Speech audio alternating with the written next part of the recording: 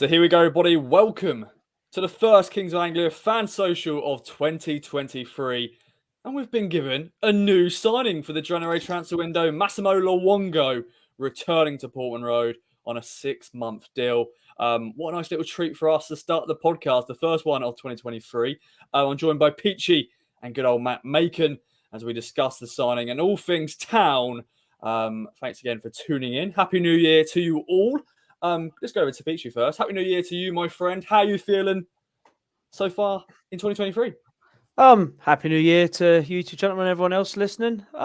Yeah, not a bad start. 5 days in. I said to you guys before, put myself in an alcohol ban. I'm gonna have a drink on a Saturday. Obviously, that'll be good for the football. But yeah, just before we start recording, we get the old news that Mr. Luongo has signed back at the club. Because I remember him being on loan. I can't remember what year it was, but it's like towards the end of the dual era, wasn't it? Yeah. But yeah, looking forward to getting my teeth stuck into that and chat like you say all things ITSC tonight. Definitely, mate. And thank you very much, Ipswich Town Football Club, for dropping that news just before we recorded. So we're going to be fresh on it straight away. And Mr. Matt Makin, it's always a pleasure, my friend. Thanks for joining us as ever. Happy New Year to you. Yeah, how you feeling? Happy New Year to you guys both. It's great to be here on the first one on the show. Yeah, all feeling good. Lovely to see the first signing through the door. I can remember Luongo's loan spell last time round, so nice to have him back. Gives us another option in midfield. Doesn't make us quite so reliant on Cam Humphreys. Not that you don't want to see Cam Humphreys on the pitch, but you don't want to nobble his development a bit early doors. So hopefully that's the dam breaking, and over the next week or so we'll start seeing some more players coming through the door in attacking positions. Definitely, mate. Yeah, it's and good. I hate to say it, Peachy, I'm not on an alcohol ban. Sorry, mate.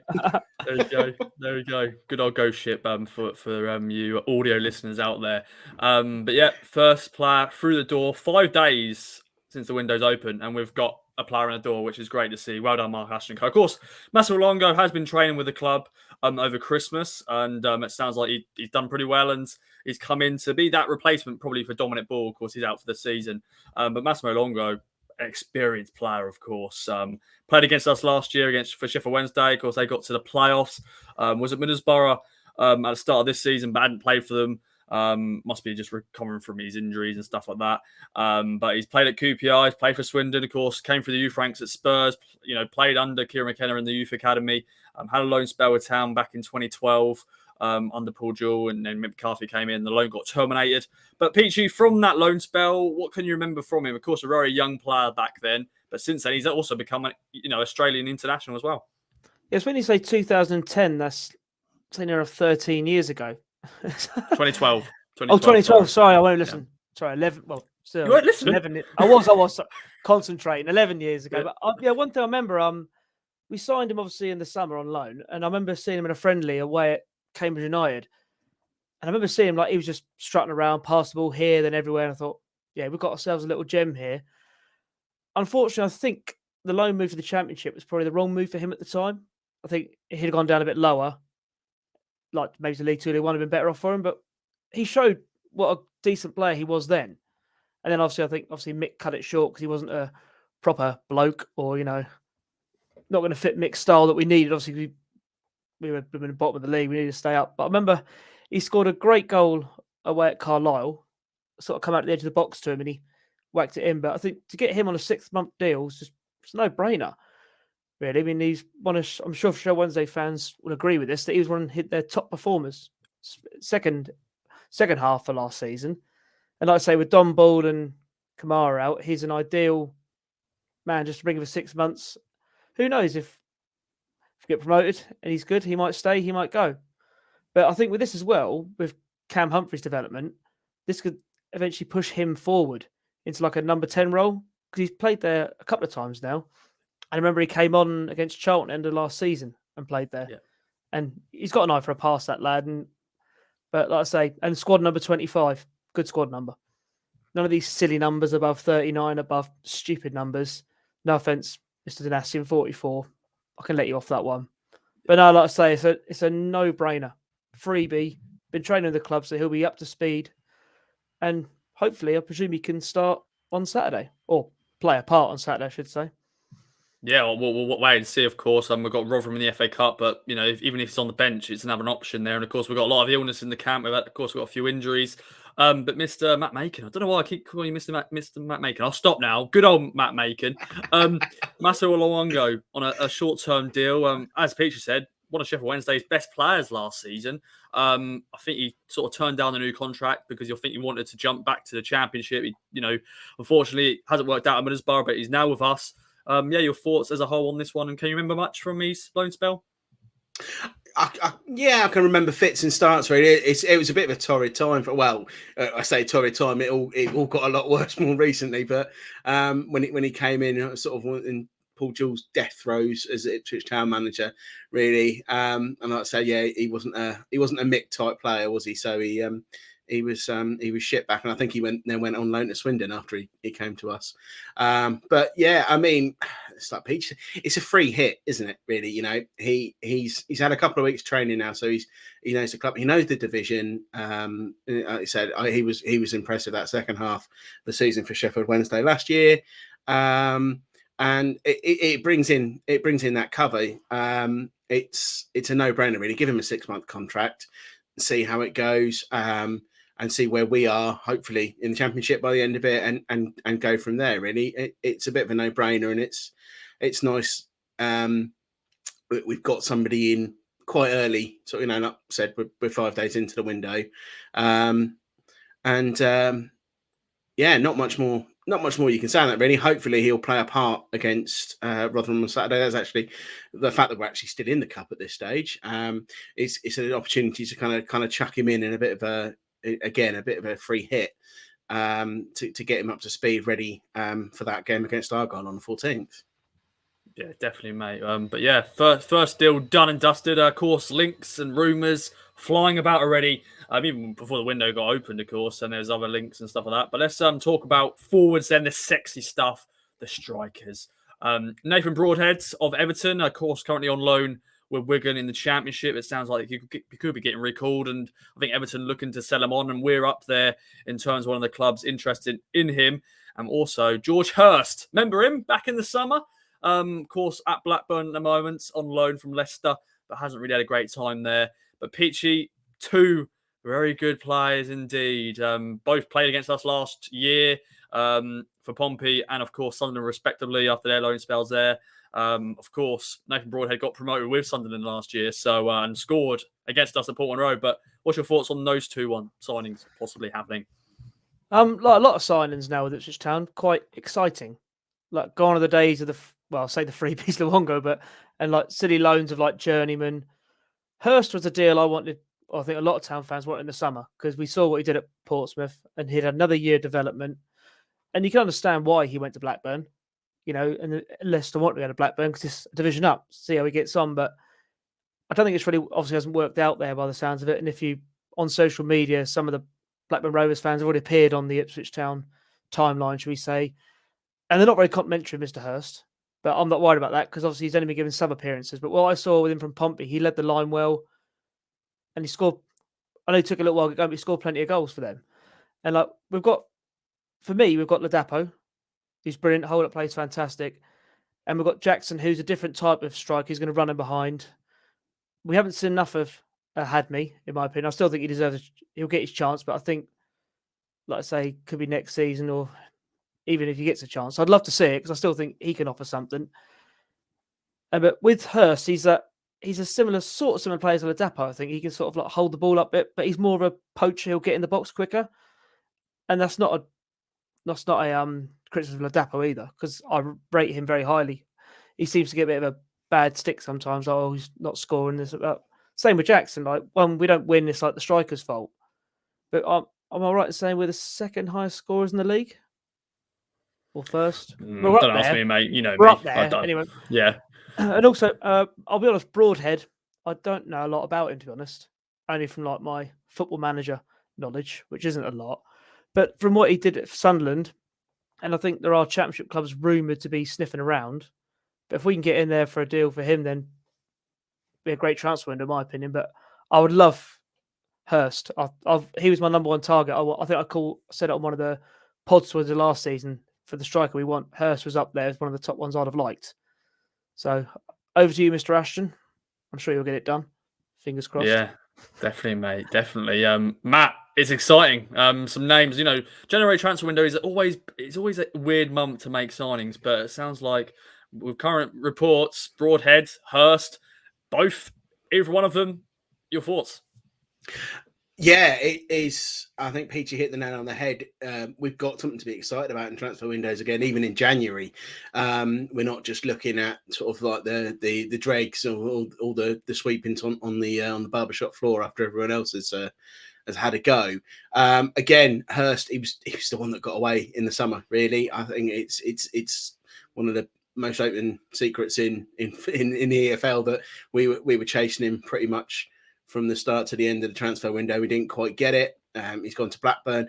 It's not worked out there. That's no slight on him as a player, because we all know from players that have come here that sometimes it just doesn't work out for a club. See Kiefer Francisco more recently playing a guitar. I'd never thought I'd see him in a championship side again, let alone at a World Cup. Sometimes it happens. And again, with Hurst and with Broadhead, again, they know League One. Obviously, Hurst had a very good season. He was very impressive for Pompey last season. Broadhead has got experience of getting out of this division via the playoffs with Sunderland last season. They both sound like Kieran McKenna type players as well. We're still, even in January, we're targeting players. It's a continuation of what we saw in the summer. In terms of sort of sensible transfer dealings, Mark Ashton's got his dashboard. Kieran McKenna's got that input. We're not just going out and signing players because we can sign them like we did. I was going to say summer last year. No, it's summer 2021, isn't it? Because it's now 2023. We're not signing players just because we can, like Paul Cook did. So one or both would be ideal, really. We don't need a lot, but we need something just to bolster that attack and see us over the line. Yeah, definitely, mate. Well, let's move on to sort of a question that was, before Massimo Luongo signed. We had our plan, and it was basically, what's your thoughts on Town signing former players? Because there's been a lot of chatter, a lot of talk. Of course, we found out Macaulay Bonne, his deal at QPR was terminated. So, of course, the chat started like, bring him back. And, Connor Wickham as well was another talking point. Jack Marriott as well. So, Peachy, Massimo Luongo, I'll put him in a different bracket in terms of a former player. He was just a loanee, and, he's had different clubs since then. But with Macaulay Bonne and Jack Marriott and, Connor Wickham, they got that connection to Town because they did have, they started at the club.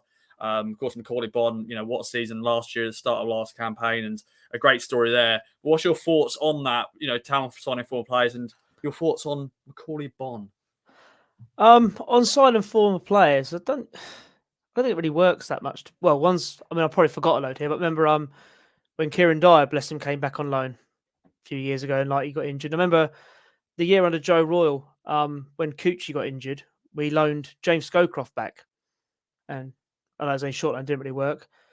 I think with players like Marriott, he was the one I think that sort of got away, but I think before he left, he had a bit of an attitude. Even he admitted that, and he's gone away, built his career up again. Wickham was the one who was highly thought of, and I think we got, was it 8 million for him when we sold him? And just injuries have hampered him. Macaulay Bonne's a tough one because I think, in all honesty, if he's not an Ipswich supporter, the blue tinted glasses are off for a lot of people, and he's put in the bracket of other strikers who are not very good, as they're probably the same bracket as Joe Pigott, personally. Because he had such a great start of the season, scored them goals. I think it was 11 he got last year, which isn't a bad return. If he was to come here, it would be he'd be like third choice or fourth. You could even say third or fourth. Would you put him above Jackson? Depends which sort of system McKenna's playing. But with Bonne, the heart says, go on, give him 6 months. And if we do fail automatic promotion, who's going to score the winner in the playoff final? Blah, blah, blah. But I think with my head, we're going up automatically, Peachy. Don't start talking about playoffs, mate. Sorry, pessimistic. Yeah. But if I had my football manager head on and I was managing Ipswich, 6 month deal straight away. But I still think that's starting to sound too harsh. We want to improve the squad and add players of value.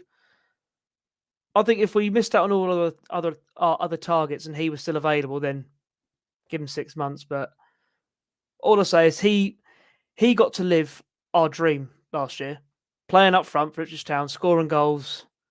And the one thing, he was grateful. He wasn't arrogant about it. He was so grateful. He knew what it meant to us. We knew what it meant to him. It had all the makings of being like a romantic promotion story. Unfortunately, it didn't work out like that. But as a person, I love him. But I wouldn't sign him. I mean, I want, if we do sign him now, he can score as many goals and run back down my throat. But I don't think it will happen, unfortunately. Yeah. What a difference a year makes, though, because you think this time last year, I think we were shouting like, "Come on, get him done." QPR, looking to recall him, and we were like, "Oh, we're gonna have to spend 1 or 2 million." But now he's a free agent. There's talk maybe Leighton Orient could be one of the favourites to sign him because he's got a great connection there, and of course they're doing pretty well in League Two. I know that means he's dropping down 2 divisions, but if he helps them get promoted, going back to a club that loves him.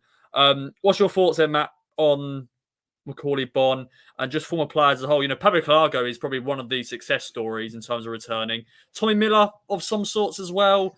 Maybe not as good as Pablo on his return, but it's happened many times. But this is very different with Macaulay Bonne. What's your thoughts overall? Yeah, Pablo's probably the anomaly, isn't it? He's the exception to the rule. See, I'm gonna have to cough, Ross. Just quickly, I'm so sorry, Pablo. I forgot about you. I couldn't. I'm not happy with myself. I apologise. It's fine. There we go. I'm going to say I've got to touch whatever hutch he had on the pod the other day. Hopefully that'll be the only cough. It's always, let's never go back, they say, for football. And like you say, Pablo, for every success story there is with Pablo, you've got it with James Scowcroft, Kieran Dyer, Johnny Walters. It didn't really work out and ended up ending his career with that thigh injury. Jack Marriott, I mean, he's good at this level. He's sorted the attitude out.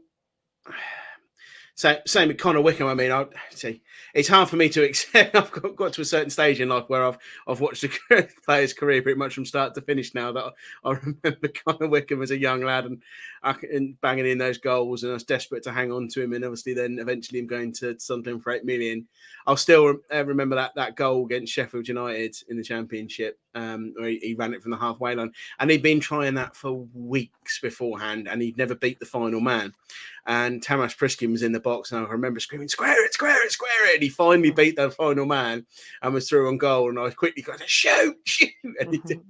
And again, with Maka, it's heart over head, isn't it? And it's, if he wasn't a Town fan, if he didn't know how much he loved the club and he loved the fans, and as a person, I love him. But any of those three shouldn't be first choice targets. I wouldn't be against, particularly with Bonne and Wickham, because they're free transfers. They're both free agents. I wouldn't be against bringing them in as squad players. I think Bonne in particular would probably provide that other option of chaos off the bench that I think Ahadme was signed for, but he's not getting. And I appreciate what Peachy's been saying about Ahadme getting a bit of a go, but I don't, at this point now, I don't think we can afford to give him a go this half of the season. So I think perhaps it's better maybe if you bring in somebody like Bonne or Wickham as that squad player and send Ahadme out on, I don't know, back to Burton, maybe on loan or somewhere in League Two to get some minutes in his legs. He's clearly a project. And I certainly wouldn't want to write him off in a Town shirt, but I just think now we're going to start getting into the business end of the season. Perhaps you bring in one of those three, ideally one of the two that you wouldn't have to pay a fee for, as squad players. But really, we should be, in terms of first choice signings, we need to be aiming higher than, and it breaks my heart to say it about Bonne in particular, but we should be aiming higher than Macaulay Bonne. We should be aiming higher than Connor Wickham. We should be aiming higher than Jack Marriott. I don't think signing Jack Marriott weakens a promotion rival per se, because I think Peterborough, we're well clear of Peterborough, and as long as we keep on our track, wherever we finish, whether it's in the top 2 or third, and it will be in the top 2. I'm just going to add that in there, clip that, and it's not like weakening, taking the player off Sheffield Wednesday or Barnsley or somebody like that, or even if Morgan Whittaker came here from Swansea now, as he's been recalled from Argyle. You've got to really think with your head on former players, because it often doesn't work out. And I think in these particular instances, they are not the three that are being linked, aren't the kind of the answers, are they? No, yeah, the upgrades, as you were speaking about, it will be Broadhead and Hurst. Definitely. So they're definitely ones who guaranteed starters if they signed. Macaulay Bonne would just be more of a squad player and more just a romantic sort of thing. Let's bring him in for 6 months, and then he's there to be part of hopefully a promotion-winning team and all that sort of stuff. PG, Yeah, I mean, I think I've listened to the first. Sorry, I'm going to say I've listened to the first part of the recent pod that's dropped. I haven't had a chance to finish it all, and I think Stu summed it up quite nicely. He said about Bond would bring a different energy to the dressing room and to the squad, and there's perhaps about, like you say, if you're deregistering players like Dominic Ball and Panuccio Kamara, who probably aren't going to feature again this season, that's 4 senior player slots where you can bring in. So if we've got Luongo in now, that's 3 slots left in particular. You bring in Hurst or Broadhead. If you don't bring both those in, that's another 2 slots left. There's a place for, we want to carry on with sort of having that depth. So there might be a place for them that way. I just really don't think that they are the answer to the problem at the moment. I certainly wouldn't be ranking Connor Wickham or Macaulay Bonne over Freddie Ladapo. Yeah, definitely. Also, some breaking news. Joel Coleman has extended his deal until the end of the season. The goalie, third choice goalie, of course, was signed, I think, in November as a cover for Nick Haynes, who suffered a foot injury. That just got confirmed this evening as well. So I just thought I'll say it. Always good to have solid backups. So, of course, Christian Walton is our guaranteed number 1, but I'm sure sounds nowadays you always need multiple goalkeepers, and I'm sure it's just a goalkeeper union, isn't it? But I just thought I'd mention it. So good old Joel Coleman. Go on. Just a thought: if we have obviously, is it a deal to the end of the season for Coleman? Did you say? Yeah, it's been extended until the end of the season. So is that Hayes is out for the season, or could there be interest in Halaki? Just to throw that out there, because I know Vass is a good keeper, and he could play for another League One, Club League Two, or even he's always rumoured like Scottish clubs. Like you look at Hearts, obviously Paul Craig Gordon with that double leg break. Yeah, he'd be the ideal candidate. But was it Hearts that were in for him in the summer? There was a Scottish club in for him in the summer, wasn't it? A former manager, I think. Was it Aberdeen? Might have been Aberdeen. Whoever it was, I think the bid was far below what we thought would be acceptable. Yeah, Mr. Ashton told him to go away. Yeah, Flacky. The thing with Flacky, again, it's another, like I said earlier, it's a case of it just not working out for a player at a club. He came in with a good pedigree. He got the Golden Glove in League Two with Salford the year before, and he just had that horror start to the season. Paul Cook brought in Christian Walton, and then really it's been hard for him. He's put in some decent performances when he's sort of coming in cup competitions, but it would take a serious injury to Christian Walton for him to displace him in the league side. Yeah. So I can understand he probably is at a stage of his career he wants to be playing regular first team football, and he's not going to get that here anytime soon. So it wouldn't surprise me if he's angling for a move away.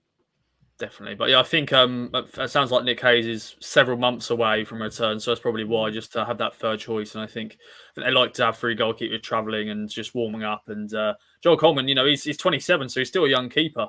He's still a young man. Of course, goalkeepers, they can go into their 40s. So, but it sounds like he's been a high level pro. I think that's what McKenna's been saying, and I think the former Huddersfield and Oldham keeper is buzzing to get this done. So yeah, there we go then, boys. Not as exciting, of course, as Massimo Luongo re-signing for the football club, but I just thought I'd mention Joel Coleman re-signing for the football club. Right then, boys, let's move into the strike then. So a little break before we end the podcast with how we're feeling, because we are now out of the top 2, but still all rosy. Keep the faith, ladies and gentlemen. But let's get into the strike then. 4 questions plus a tiebreaker if needed. First question is on a striker. Danny Haynes, the Canary Crusher. He celebrates his birthday this month. How many goals did he score for Town in 128 games? Of course, a few goals against Norwich.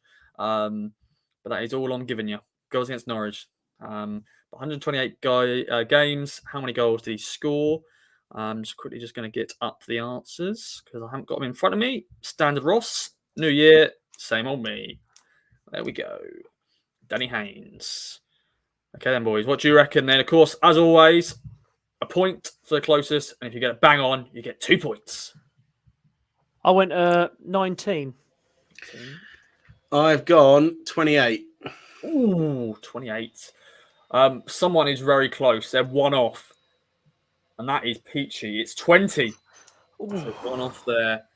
So in the same ballpark, Mr. Makin, you thought he would score a little bit more, 20 goals in total. I think I'm probably counting 2 for every time he scored against Norwich. Yes, probably. You can count them as twice. Yeah. Especially the handball one. Yes, definitely. Yeah.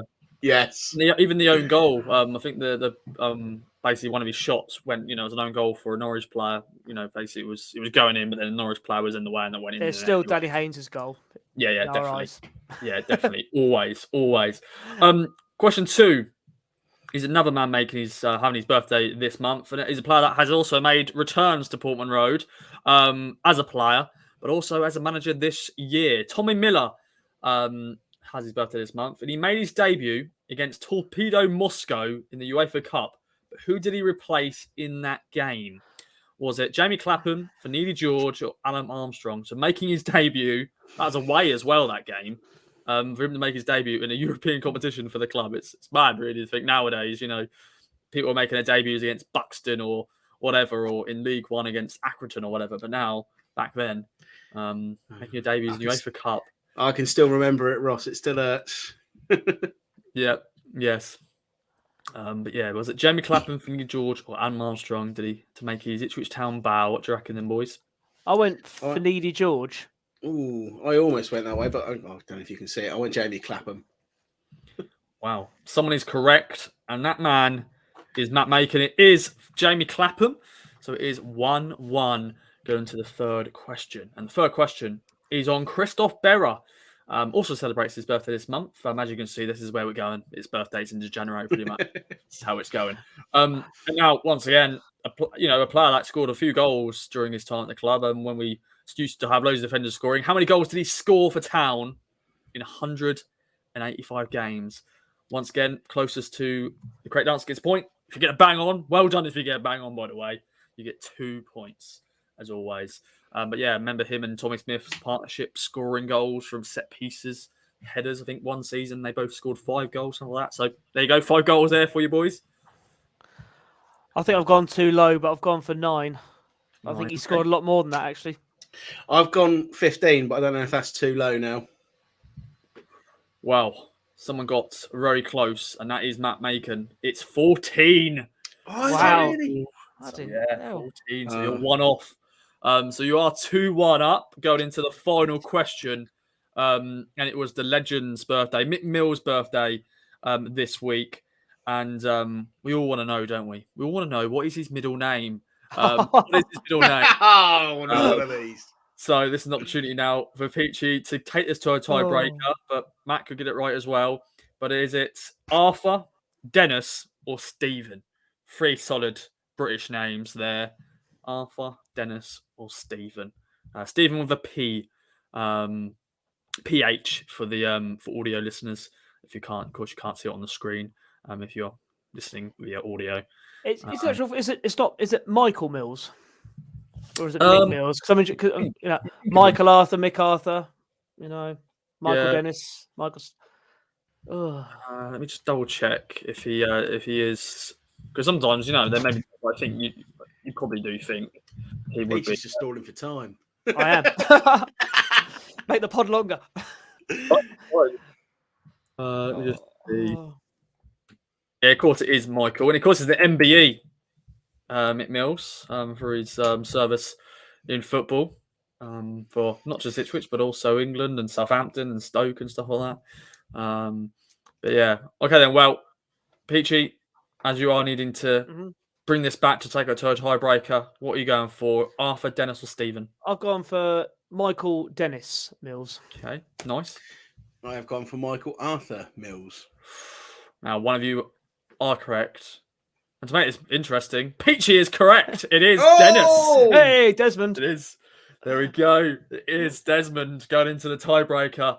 This is brilliant. Now, talking about former players, former strikers who are currently still playing, and I think a lot of people would like him to re-sign, but it's definitely not going to happen. And that is Will Keane. But he also celebrates his birthday this month.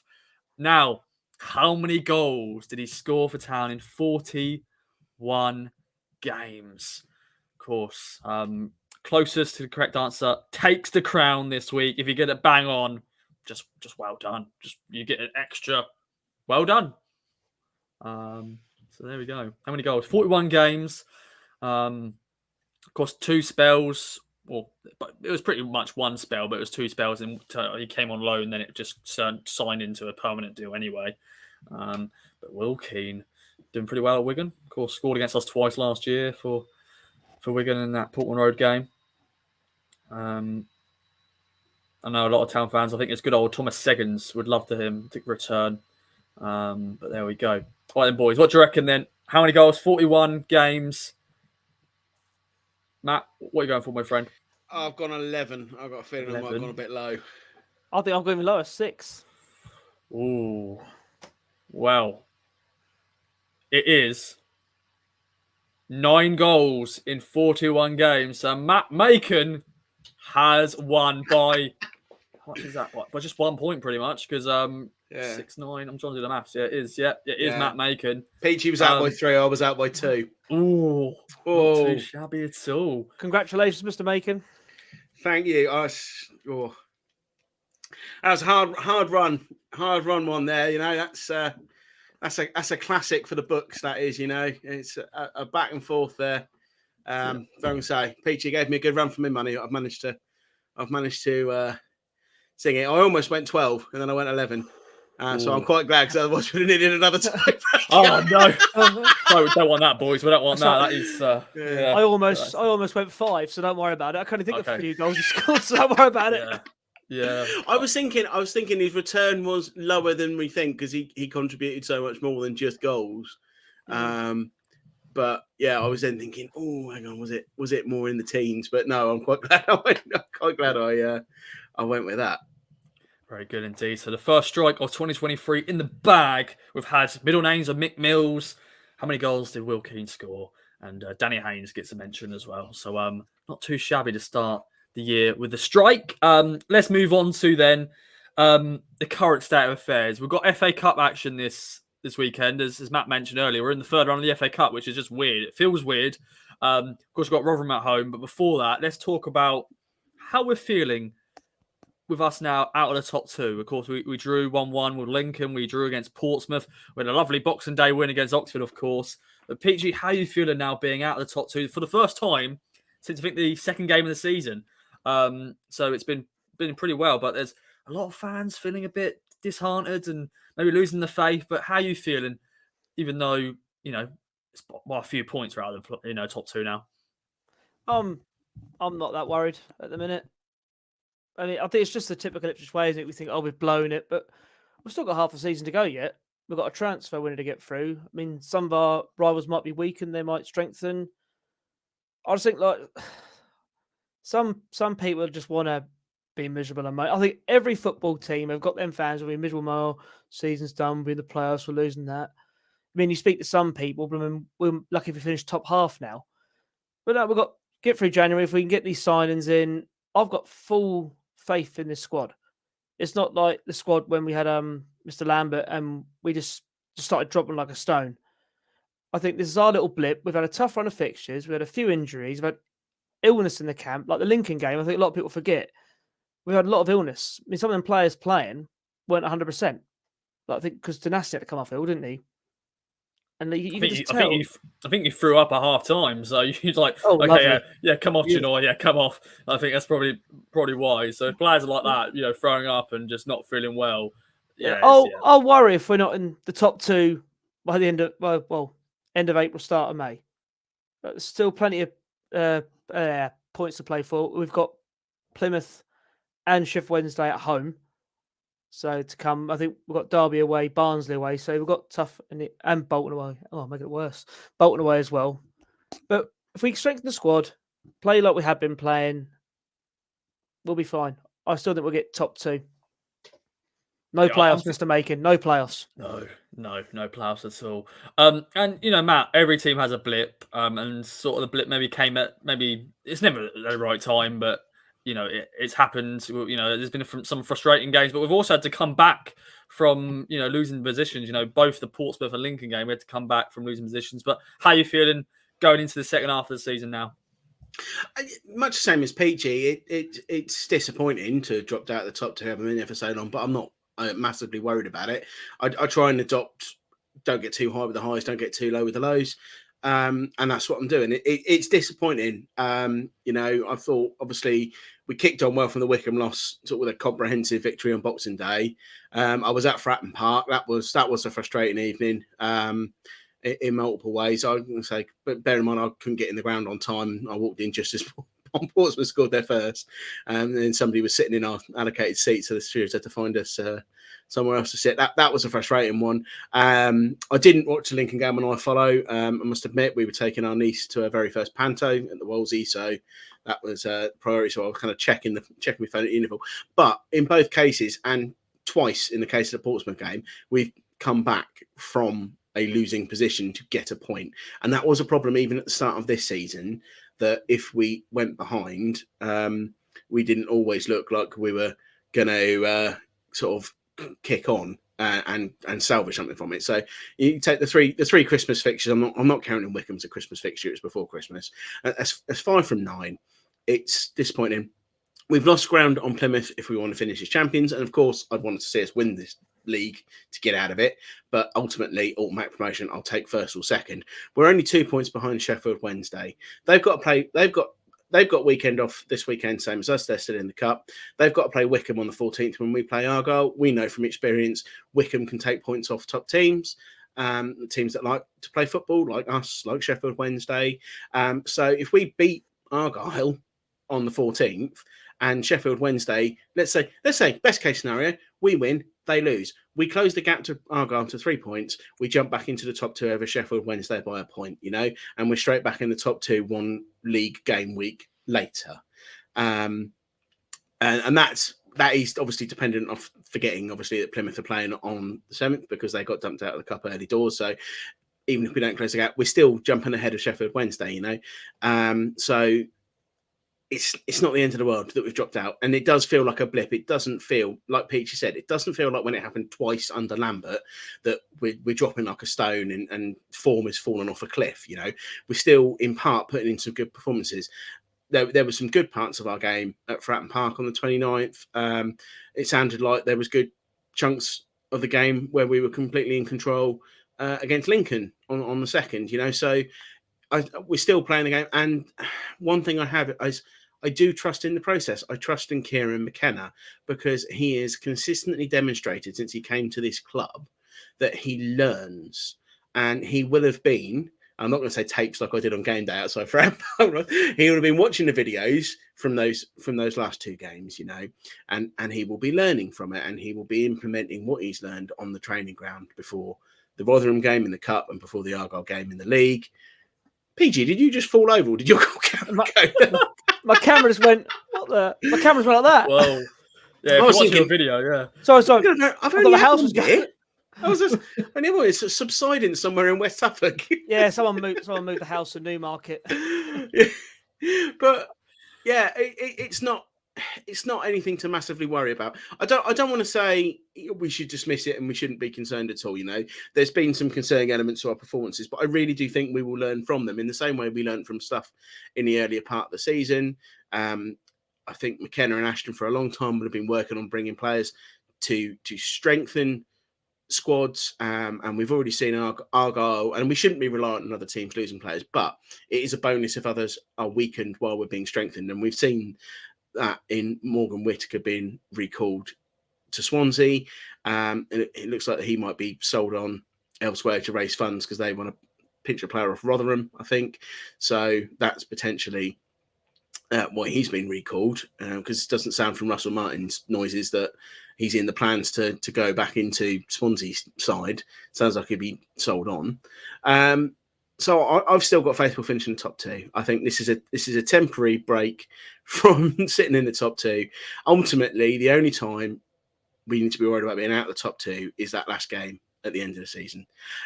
Take Portsmouth as an example when they won League 2 a few years ago to come up. They were only top on the last day of the season. Argyle, we're top of the league pretty much from August, September time, pretty much. And Pompey pipped them to the title on the final day, And the same way, it doesn't matter, even if we keep trading second place between us and Sheffield Wednesday between now and the end of the season, as long as we finish there, that's the important thing. So it's not something to be too disheartened about in this era with this manager, with these owners. I think if this was us dropping out the top two like it was under Marcus Evans with Paul Lambert in charge, I would be shouting and screaming about it. But I'm really, I'm not losing sleep about it. Let's put it that way. Yeah, definitely. Keep the faith, ladies and gentlemen. Keep the faith. Still a lot of games to play for, a lot of football to be played, and January transfer window's open. So get excited. Get excited indeed. All right then, boys. Well, let's have a little talk about Rotherham then, the FA Cup. Our good friends Rotherham, a team that are always fun to play against, a team that always beats us. But FA Cup, now our record in the FA Cup is dreadful, but Rotherham's is worse because they haven't won a third round tie since 2002. Ours is since 2010, so it's there's worse. They're worse. Peachy, what is your hot takes for this game? They are an our championship side, of course. They are struggling, even though they started the season pretty well. They're now 21st, of course. Paul Warne buggered off, joined Derby. They've got Matt Taylor in charge now. But yeah, what's your thoughts on this one? FA Cup action. Gee, that's a great term. Paul Warne just buggered off. I love that. I've just quickly on the FA Cup. I love the FA Cup.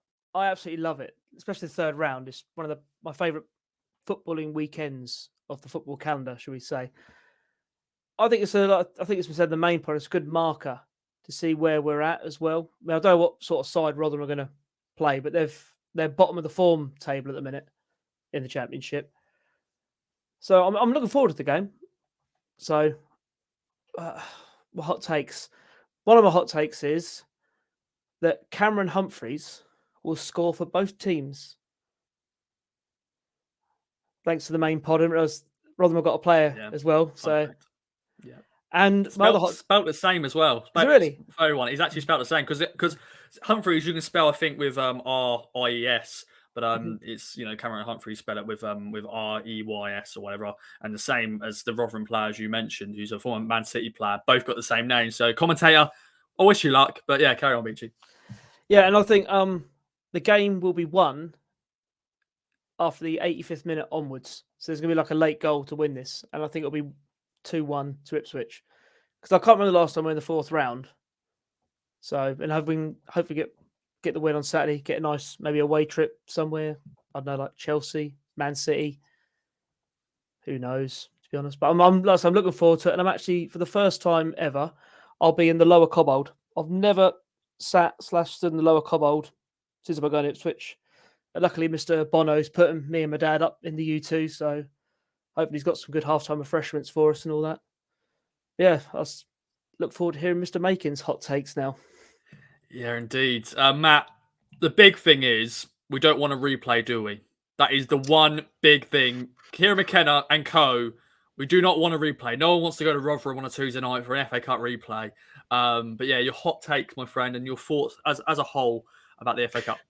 Yeah, absolutely. We don't want to replay. We need one way or another. We need this tie done and dusted on Saturday. I know we're at the other cup competitions, but like you say, a Tuesday night trip out to Yorkshire is not the one when we're sort of getting towards the business end of League One. So my two hot takes. My first hot take is quite simple: is that Ipswich Town will win a third round game because we haven't done it, and I can say. You said the year, Ross, which I was going to say the last time we won a third round tie, Gordon Brown was still Prime Minister. And I know this, and I'm going to give full credit to my friend Gav because that is his fun fact. So he will kill me if he thinks I'm stealing his material. But honestly, that's 2010 was the last time we got into the fourth round, and then we got eliminated in the fourth round that year. It's great that we're in the third round. A club of our size, I'm not going to say we're a big club, but a club of our stature, we should be entering at this stage, really. It's been very frustrating to watch us play FA Cup football in November. So hopefully we've now seen the last of the first and second round. So, and it's also nice that we've actually managed to get into third round because we haven't managed to get this far since we got relegated. So I'm looking forward to it. I did hum and ha, but I've got my tickets. Got my tickets yesterday. I'm going to be sitting in the lower West Stand for the first time in years with some friends who I don't normally sit with there. Peachy, I hope you enjoy the lower Cobble. That was where I spent a lot of my misspent youth. Back when there was a turnstile, it was turnstiles basically where Planet Blue is now. I used to get in for £4 on a youth ticket in the late 90s when I was allowed on the train with my mates without my parents supervising to come up from Felixstowe and walk down from the station to the ground, and just get yourself in and sit in that corner. So it was pretty much, I think U2's pretty much in that corner with the North Stand, isn't it? So yeah, it is. That was an entertaining time being next to the old North Stand. You learned some interesting songs. 15-year-old, and I'll tell you that. That old single tier North Stand. Yeah, I'll be honest. All I'm worried about is the weather. I keep looking it's going to rain because it's quite uncovered down there, isn't it? I believe so. Yeah. So don't take an umbrella. You probably won't make yourself popular in the boxes behind you. I think like Peach, it's a good test because Rotherham are a championship side, but they are obviously a lower championship side. It will be interesting to see what side they put out because they've had a slip in the league. They're obviously looking over their shoulder towards the bottom three rather than looking up at the moment. So how seriously they're going to take it, I don't know. That might give us an opportunity.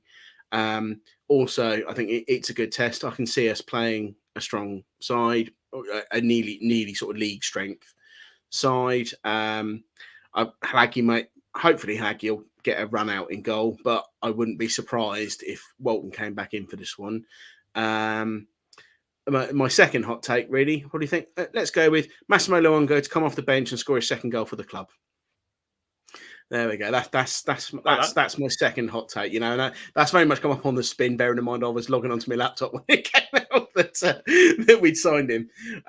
So yeah, I'm all in all, I'm looking forward to it. I'm like Peachy. I like the FA Cup. I remember a time as a kid where basically the BBC was booked out. BBC One was booked out for FA Cup final coverage on final day in May, and it's sad the way the cup's gone and the way top clubs treat it now, and in fact the way it's kind of sort of died off a little bit for fans in general. But I'm still a big fan of the cup. I'm looking forward to it. I know it's Rotherham. We've all seen Rotherham a lot, but it's a good opportunity to get a little run and give ourselves a good test against a championship side. Indeed, and a good thing is, once again, it sounds like there's going to be a decent crowd. In recent FA Cup ties, just cup ties in general, it's normally, the crowds aren't great because there's not much interest in it. But because everything's so nice and rosy at the moment, people are just like, what, I want to watch a bit of football. Let's go down. I think it's never like 10 to 12,000. Matt, you've decided to go. I'm sure in previous years you're like, do I really want to go watch an FA Cup game? We're going to lose, but yeah. I think what helps, and again, this wouldn't have happened under Marcus Evans, I don't think, is that just because we've got to the third round, we've now got into where the Championship clubs and Premier League clubs come in. The club haven't yanked up the prices. It's still a tenner for adults. So I did the ticket run for us, and we got my friend's kids coming with us, £3 for under 19s. So it's encouraging family groups to keep going, And like I said, we've gone in the lower West Stand, so up in the corner with the North Stand where my friends usually sit. Couldn't get their season ticket. There's not a huge amount left where I could get a row, like 5 of us together. So that's good to see. Obviously, we're not going to get capacity because the whole ground isn't being opened. But I think in previous times, if we progressed in cup competitions, I think tickets. I can remember when we got to the League Cup semi-final in 2011, I paid more for my ticket in the North Stand than I did to sit in the away end at the Emirates for the second leg. I paid £20 for my ticket for the first leg, and I paid a tenner to go to the Emirates for the second leg. So that was the sort of thing that used to happen under the previous regime. So that definitely helps, and it's the old thing. You keep the tickets cheap, and you get more bums on seats for these games where previously people will go, especially as we're in a cost of living crisis at the moment. People are looking at what they spend, and going to football for a lot of people is a luxury. So looking at it going, oh, 20 quid a ticket, I don't know, oh, a tenner a ticket, you're going to get more bums on seats for what is, it's not really a glamorous third round tie because it's Rotherham, and we've seen a lot of Rotherham in the Championship and in League One. So it's not like we've got, even like a lower league, like a Brentford or a Brighton or something, like a lower end or sort of mid-table, I should say, actually, because Brentford and Brighton are doing quite well this season. Yeah. Sort of mid-table Premier League team coming here. We've got a sort of a lower end Championship team coming, but people are still turning out for it, and it's an extension of that feel-good factor that's around the club at the moment. Definitely. And the magic of the FA Cup, boys. The magic of the FA Cup. Peaches, to end the podcast, any other business, my friend, and what sort of team would you like to see? You know, because we've got a lot of illnesses and injuries, so really, I don't think we can do a weak squad, but, you know, any certain players you'd like to see? You know, it's a chance for Cameron Humphreys, as you said, he's going to score, and the other Cameron Humphreys is going to score, so there's probably an opportunity to him to start. Maybe Greg Lee starting, but then, you know, Sam Morsey, you start him in this game, surely. Oh, definitely. Sam Morsey starts me, and I'd like to see Luongo start next to him. And I'd like to push, like I said earlier in the pod, Cameron Humphreys up into the number 10 roles. Probably with maybe Shawnee Aluko. Who would I play up front? I'd like to see Hadney given a chance. But I think McKenna's not changed his team much. I think Mike Turbot brought this up, a really good point, but he doesn't change his team that much. There's never like 10, 11 changes. It's all like 3 changes, 4 changes, maximum 5. So there's always a team cohesion. I mean, I'll say Greg Lee will start. I reckon Keogh will start. But I reckon Donatian, if he's feeling better, will start. But I think one person he might rest is Evans, because he's still come back from that injury. I mean, so they have him on the bench, obviously. But I'd like to see Morsey and Luongo start in the centre mid, get into minutes, and I'll say it had me personally. But McKenna will surprise us. Who knows? But I'm all for it. I'll say with McKenna now, I remember when under previous managers, you look at the team and go, well, why is he playing him? I get McKenna's team and go, yeah, fair enough. He knows what he's on about. They're tactical changes, aren't they, Peachy? It's not. Yeah. It's night and day to Lambert, because Lambert would make changes in these sorts of games, and indeed league games. He'd make changes for changes' sake. Whereas McKenna, you see there is a tactical footballing reason for the changes he makes, and you can even see that against Lincoln earlier in the week.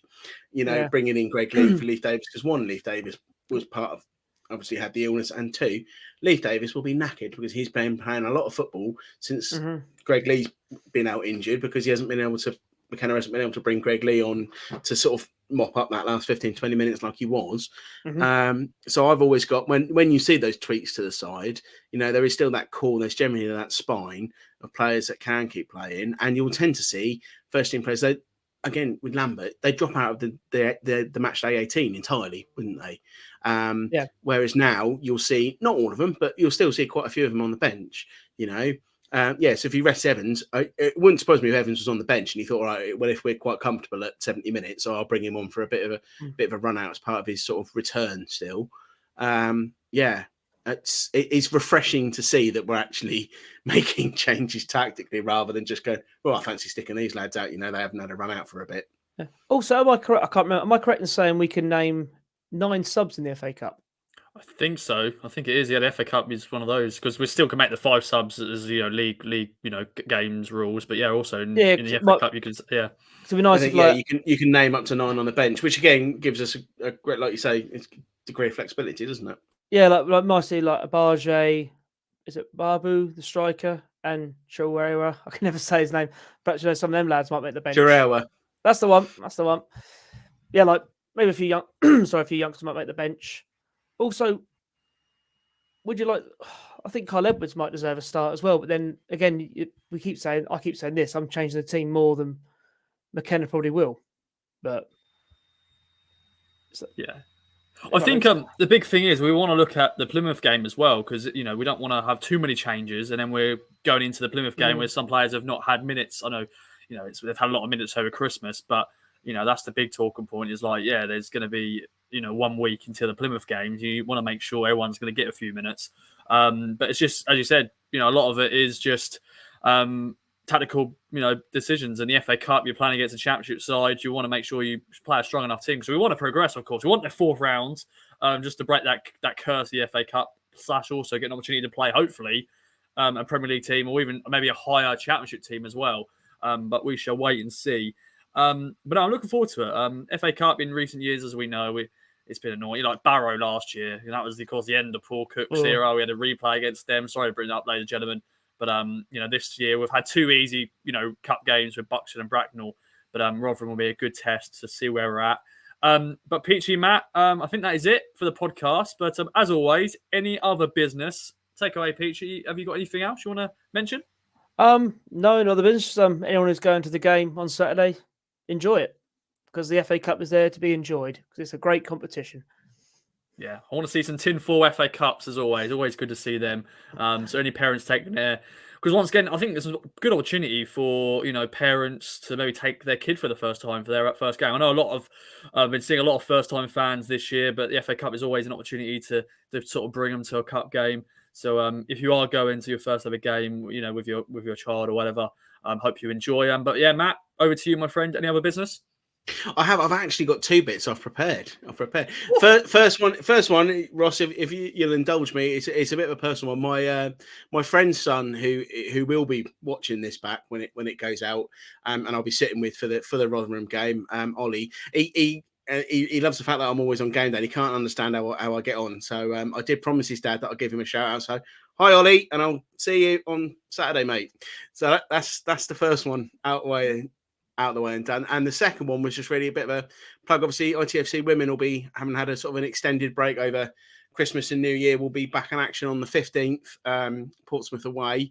They've got sort of a run of away games before there's a home league fixture. They should have a home league cup tie in the 4th round, the FA Cup at the end of the month against either Lewis or London Bees, isn't it? It's Lewis or London Bees. ITFC Women's Official Supporters Club have arranged a minibus for the Portsmouth away game on the 15th. They put a message out if people are interested in taking a seat on the minibus to get in touch with them.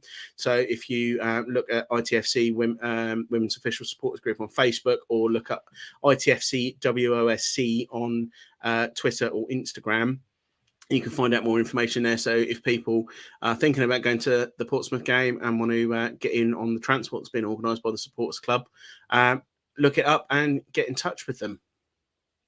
Good job, my friend. Good job. Always good to plug the women's team. Of course, Try to Girls Talk will be back at some point. Of course, it will likely be after the Portsmouth game with myself and Blue Wilson and a special guest, as always. The women's team, they know how to do a cut run, don't they? FA Cup has been their baby in recent years, having good cut runs. But that quarter final, well, actually not even the quarter final, the 5th round against Southampton, that was something else. Winning that and getting to the quarterfinals, and that penalty shootout, and you had all the drama. That was proper FA Cup. All the drama at the time. We go ahead in extra time. Southampton keeper comes up for a corner, last kick of the game, equalises, takes it to penalties. Sarah Quantrill saves 2 penalties. We go through and absolutely raw. I don't think Mrs. M has forgiven me for pretty much deafening her when the winning penalty went in. And that was some time ago. So hopefully that'll be another good run for the women in the FA Cup again this season. Hopefully we can sort of at least equal the run that we had last season. Definitely, mate. And if you haven't gone to a women's game before, myself, Mr. Matt Makin, we always go week in, week out. It's a great fun, and if you want to sort of start something new in this new year, go and take a game in. It's always good to see many new fans and faces, and just like game day, just like this podcast, always wanting to get new voices, new people involved. So if you want to get involved in the podcast and see and chat about Town on game day, get in contact with me at Ross Media UK on Twitter and all the other socials. It's always good. Just be like Peachy and Matt Makin, chatting all things Town, the club that you love. Well, boys, thanks so much for joining me. Some great chat, good hour chat on all things Town. Massimo Luongo signing for the club, links to Broadhead and Hurst, the strike making its return. Well done, Matt Makin, winning it. And we're back, of course, for many more features, podcasts, and all that sort of stuff. Hope you do enjoy the game. Of course, got to plug our sponsors. Literally forgot about that. Manscaped, use the code KOA to get 20% off and free delivery to shave your crown jewels and all that sort of stuff. And of course, Ginger Pickle, good old Tony Southgate. The goats are marketing. If you need your marketing needs, go to Ginger Pickle. They'll help you with that. We'll be back, of course, next week for more podcasts, the main pod, the Fan Social. Enjoy the game if you're going. Bye-bye for now.